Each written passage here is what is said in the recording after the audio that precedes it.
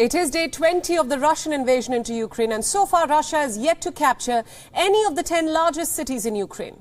The Kremlin, however, has said that it could do so if it wished. Listen in. Министерство обороны при обеспечении максимальной безопасности мирного населения не исключает возможности постановки под полный контроль крупных населенных пунктов, которые сегодня и так практически находятся в окружении.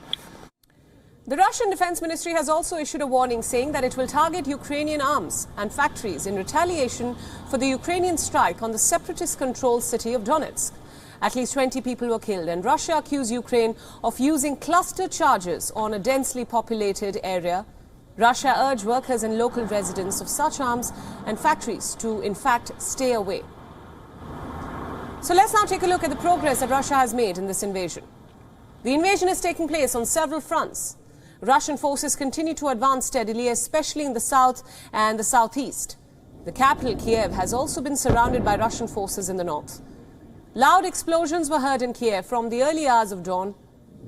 A projectile was sent over the capital's skyline, followed by a bright light.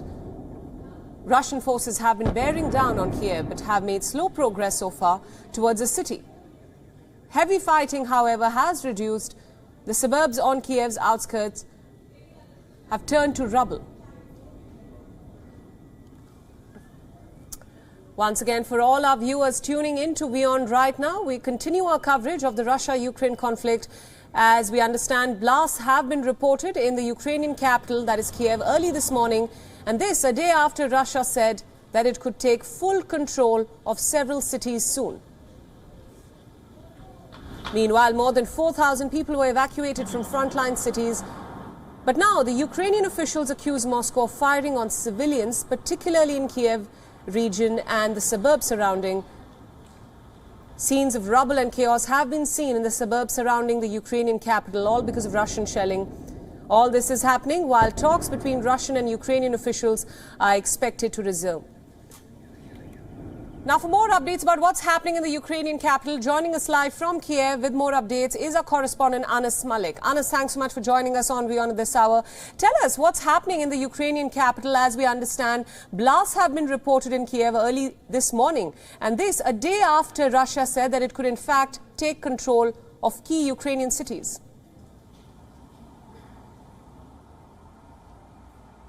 Well, Priyanka, what we understand is that the war is getting closer, it's getting louder, and that is something that has been felt throughout the night over here.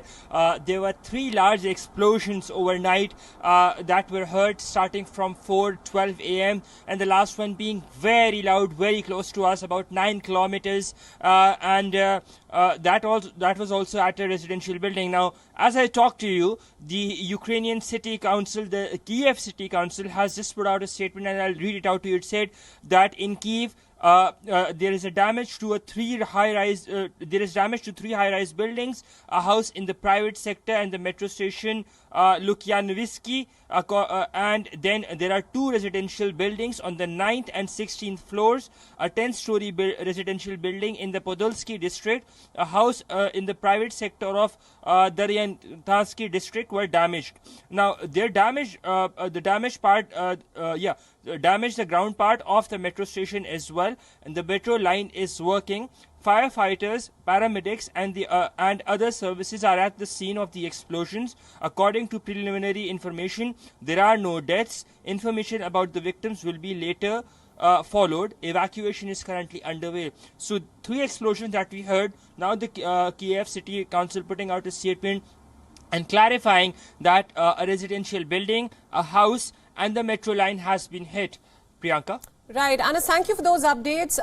Just let's talk about the status of the evacuations that are ongoing. The recent updates that we have is that more than 4,000 people have been evacuated from frontline cities. This all, even as Russia and Ukraine are set to resume their negotiations later today. Tell us more about that.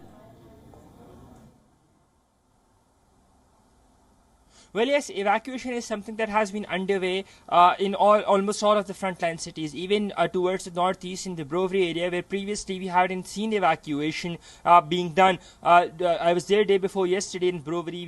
We were reporting from there. We had live from there as well, and more than 40 or 50% of the population has been evacuated from those frontline areas. Now, these are areas which previously were not evacuated for one very reason.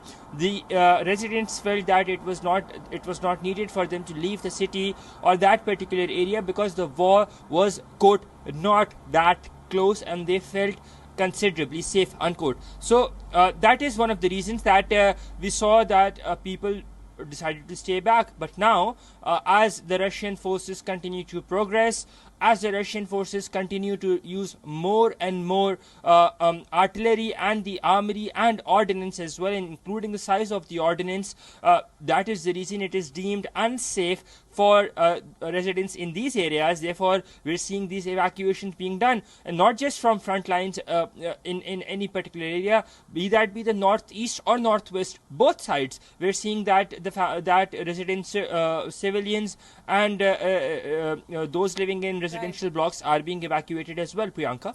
Absolutely. Anas, just a final question there. You are in the heart of the conflict, Kiev, the capital of Ukraine. There's a lot of analysis right now about when Russian troops will be able to take Ukraine, will be able to take the Ukrainian capital, if at all. Ukrainian officials are now saying that Russia is soon going to run out of resources, and that's essentially when this war will end. What are the people in Kiev feeling at this point?